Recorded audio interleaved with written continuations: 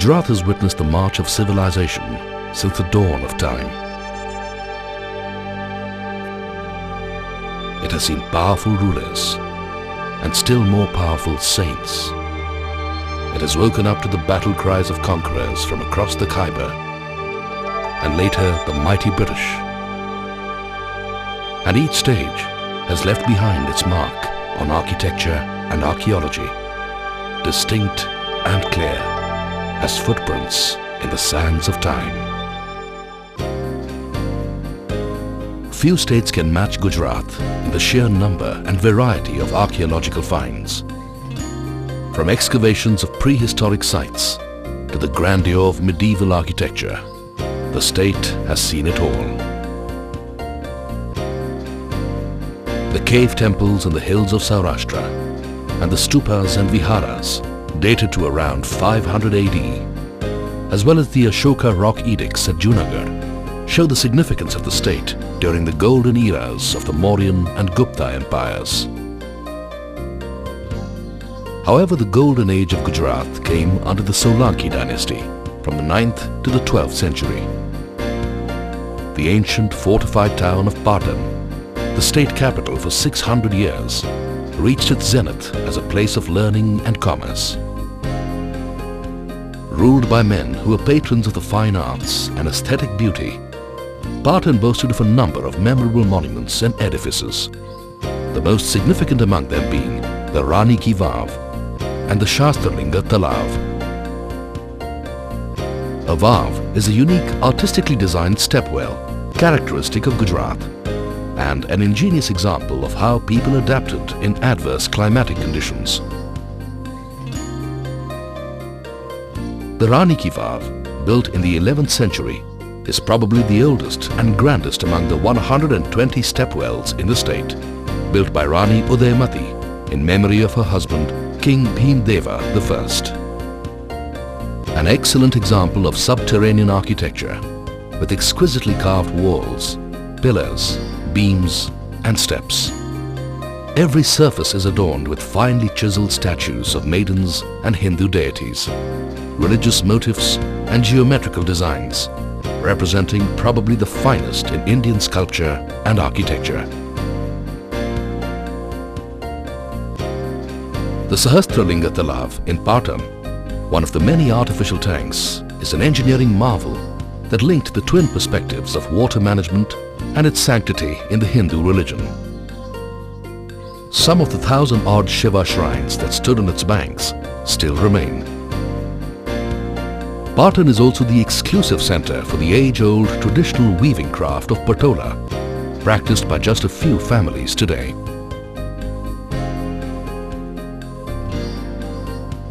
Probably among the most magnificent of all archaeological monuments in Gujarat is the Sun Temple at Modhera, built in 1026 AD by Bhimdeva.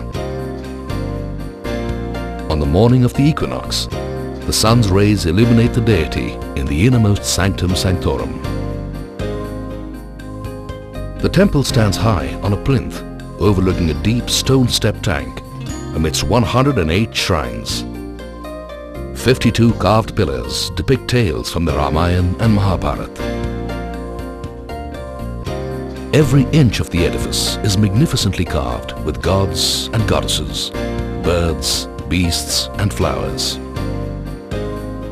A few hours from Patan lies Vadnagar, a showcase of the history of 1,000 years. Famous for its stepwells, temples, heritage houses and torans or decorative gateways. One of the ancient towns of Gujarat, Vadnagar finds mention in the travels of the Chinese scholar Hyun Sang and other English historians. The toran or decorative gateway is the finest serving example of its type, with its carved column supports, wide stone beam and detailed sculptures. Ahmedabad, Gujarat's industrial and commercial capital, once Western India's most important royal capital, with its splendid palaces, imposing mosques, tombs and exquisite stepwells. Ahmedabad's long and prosperous historical past has bequeathed it a rich architectural legacy, The earliest monuments of the city date back to the pre-Mughal Muslim sultans of Gujarat, who founded the city and embellished it with mosques and mausolea in mellow honey-colored sandstone to create what is known as the Indo-Saracenic style of architecture, a rare and happy blend of Muslim and Hindu styles. Gujarat, with its ancient traditions of temple architecture and fine sculptures, provided the Islamic rulers with artists who had generations of experience. Some of their works surpass the finest monuments in the entire Islamic world. While basically influenced by Hindu designs, their style was innovated upon to include Islamic tenets. Delicate filigree-like ornamentation is to be found in various examples of torans, stepwells, minarets, domes, arches and balconies. The mosque and tomb of Rani Sipri, once described as the most exquisite gem in Ahmedabad, was built in 1514. However, the ultimate culmination of this school of decoration was the Siddhi Sayyid Mosque, built in 1572, and celebrated the world over as a superb and peerless example of delicate carving that transforms stone into filigree.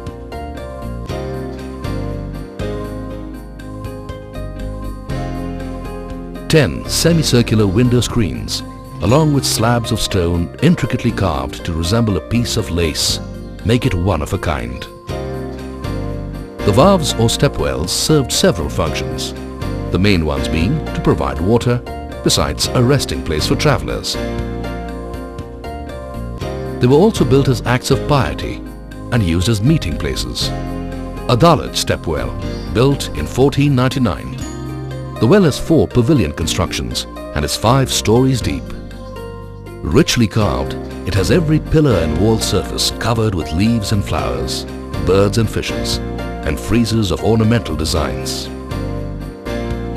The Sarkhej Roza. About 8 kilometers from the city lies one of the most elegant 15th century architectural complexes of Ahmedabad. Grouped around a great step tank are the tomb of the great saint, Ahmad Khatuganj Baksh, the mosque, which was once called the perfection of elegant simplicity, and the tombs of Mahmud Shah Begada and his queen, besides the palace and the pavilions. The buildings are remarkable for the complete absence of arches and the use of pierced stone trellises throughout. Rani Sipri's Mosque, a small exquisite mosque built in 1514 by a queen of Mahmud Shah Begada. The queen herself lies buried here. The shaking minarets. The amazing feature of these is that when one minaret is shaken, the other one vibrates too. The minarets generated so much fame and curiosity that one of them was dismantled to fathom the secret of its construction. Bhadra Fort. The foundation of this old fort was laid in 1411, and it once enclosed the royal palaces and gardens. When the Marathas captured the fort, they converted one of its chambers into the Bhadra Kali temple. Teen Darwaza. The triple-arched gateway was built by Sultan Ahmad Shah to serve as the royal entrance to the Maidan Shahi or the Royal Square. It is an imposing monument of perfect proportions and highly ornate buttresses. Situated bang in the middle of the old city, it serves as a thoroughfare for thousands of vehicles. Shah Alam Roza. The tomb and mosque of Saini Shah Alam are said to have been built by the brother of the Empress Noor Jahan. The brass doors are set in carved marble frames. Moving down south a little further, we come to Champaner, an ancient fort town located at the foothills of Pavagadh and known for its superb rocky defenses. Champaner took 23 years to build and attained glory as a great town of Western India. Many edifices were constructed during these years: bazaars, town squares, royal gardens, water structures and mosques. The significance of Gujarat on the archaeological map doesn't end with temples and monuments. Prehistoric implements and tools have been found in Saurashtra and Kutch. But it was from 2500 to 1500 BC that the ancient Indus Valley civilization thrived in Gujarat. Recent excavations at Dholavira at Khadir Bait in Kutch have shown the remains of a city, perhaps the oldest to be excavated in India and considered one of the largest settlements in the entire valley, rivaling Mohenjo-daro. The site shows three separate divisions: the upper, middle and lower town, besides excellent systems of town planning and drainage. Lothal, 80 kilometers from Ahmedabad, the largest Harappan site excavated, shows a high degree of development and reveals a complete ancient township. The small town exhibits neatly planned streets and dwelling houses and a well-executed drainage system. Exhibits found at the site show the standards achieved by the copper workshops, potteries and bead factories and include implements, toys, site plans and a standardized system of weights. Among Lothal's best-known features is an inland dockyard for ships. Comparable to some of the modern docks of today, it is rated among the great maritime achievements. Preserved in these numerous monuments of breathtaking beauty and diverse styles are the labors of love of the men and women who designed and built them. And while they may not be around anymore, their work still stands the test of time, bearing mute testimony to the glory of their craftsmanship and the greatness of an era that was.